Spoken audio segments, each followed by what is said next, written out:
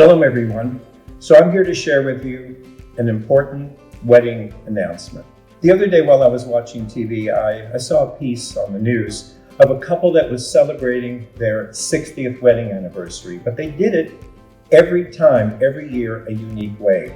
They renewed their vows to each other 60 times, and it made them stronger and better every single year, they said.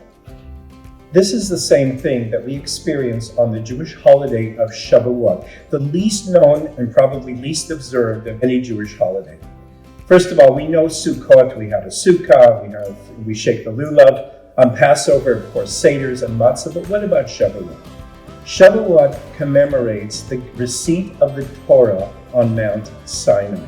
It is exactly 49 days after Pesach, and the idea is that not only do we acknowledge that the earth has renewed and we have fruit and vegetables and newness all around us, but it also reminds us that this is the time of the year that we renew our wedding vows with God. We have a special relationship. It's called a covenant with God.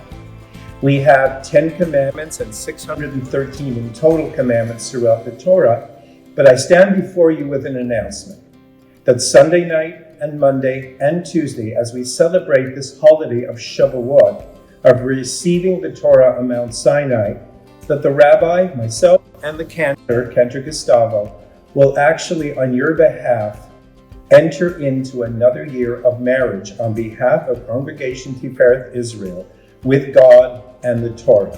So I'd like to read for you the Ketubah, the wedding document, that was adapted many years ago by the Kabbalists, the mystics, and it adapts the bride and groom marriage agreement to our congregation and to God. And with your permission, we will sign this document before Shavuot.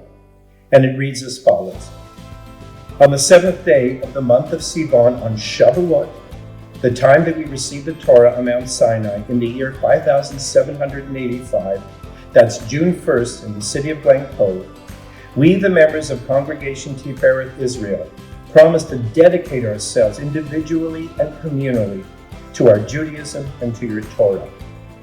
We promise to act as friends and partners, to give each other joy and to encourage each other, and to support one another in times of gladness and sadness, to honor the uniqueness of every individual and family, to strengthen one another, and to bring up this and future generations to be good human beings within the covenant of Israel, warmed by loving generosity, open to everyone on their spiritual journey, sanctified by music and candles and wine, and always meriting the presence of God in our midst.